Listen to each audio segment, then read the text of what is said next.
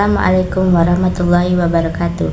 Di sini saya akan menampilkan tugas video UTS Ilmu Pendidikan Islam dan sepengampu Ibu Herlina MPD. Perkenalkan, nama saya Atira Khairunisa dengan NIM 230410800100 kelas MPIJ.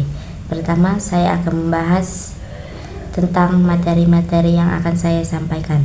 Yang pertama, konsep dasar ilmu pendidikan Islam. Yang kedua, tujuan pendidikan Islam. Yang ketiga, asas prinsip pendidikan Islam. Yang keempat, pembinaan dan tanggung jawab pendidikan Islam. Yang kelima, alat-alat pendidikan Islam. Yang keenam, pendidik dalam pendidikan Islam. Materi yang pertama, konsep dasar pendidikan Islam. Konsep dasar pendidikan Islam menjadi landasan bagi pengembangan sistem pendidikan Islam. Salah satu contohnya adalah konsep tauhid, yaitu kepercayaan akan keesaan dan keberadaan Allah sebagai pencipta dan pengatur segala sesuatu. Konsep ini menjadi dasar bagi pengembangan kurikulum, metode pengajaran, dan nilai-nilai yang diharapkan dalam pendidikan Islam. Jika diambil contoh, maka sebagai berikut. Yang kedua, tujuan pendidikan Islam. Tujuan pendidikan Islam membentuk individu yang beriman, bertakwa, berakhlak mulia, serta mampu mengamalkan ajaran Islam dalam kehidupan sehari-hari. Contohnya, tujuan pendidikan Islam adalah untuk menghasilkan generasi Muslim yang memiliki pemahaman yang mendalam tentang ajaran Islam, seperti memahami ajaran-ajaran dalam Al-Quran. Yang ketiga, prinsip dan asas dan prinsip pendidikan Islam.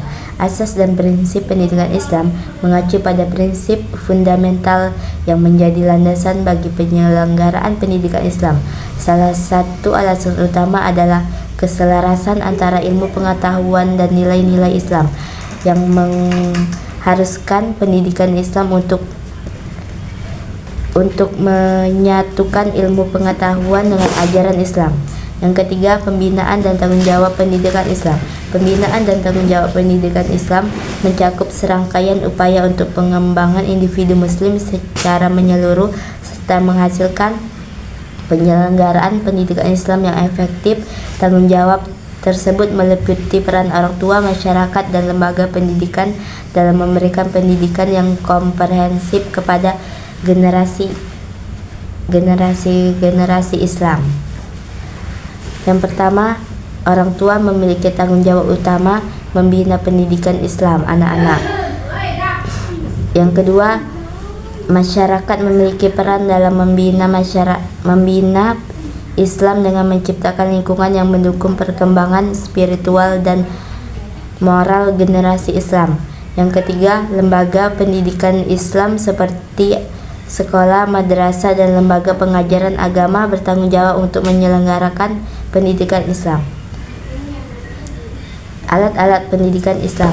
Alat-alat pendidikan Islam digunakan dalam proses pembelajaran, menyampaikan materi pembelajaran, mengembangkan pembinaan agama, dan membentuk karakter sesuai dengan nilai-nilai Islam. Yang pertama adalah Al-Quran. Al-Quran adalah kitab suci umat Islam yang menjadi sumber utamanya.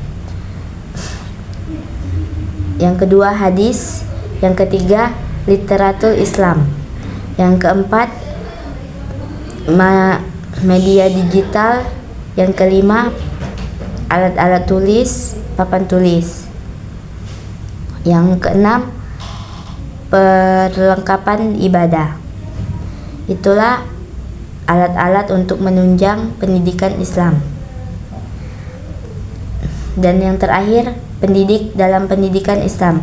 Pendidik dalam pendidikan Islam adalah individu yang bertanggung jawab dalam menyampaikan pembelajaran tentang ajaran Islam kepada siswa atau peserta didik.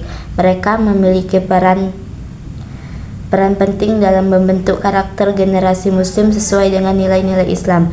Pendidik dalam pendidikan Islam harus memiliki pemahaman yang mendalam tentang ajaran Islam serta mampu menjadi teladan bagi siswa dalam mengutamakan kehidupan sehari-hari. Contoh pendidik dalam pendidikan Islam. Yang pertama, guru agama. Yang kedua, ulama. Yang ketiga, pengasuh pesantren. Yang keempat, dosen dan pengajar di lingkungan pendidikan Islam. Yang kelima, orang tua. Sekian video dari saya. Kurang lebihnya saya mohon maaf. Kepada Allah astagfirullah. Wassalamualaikum warahmatullahi wabarakatuh.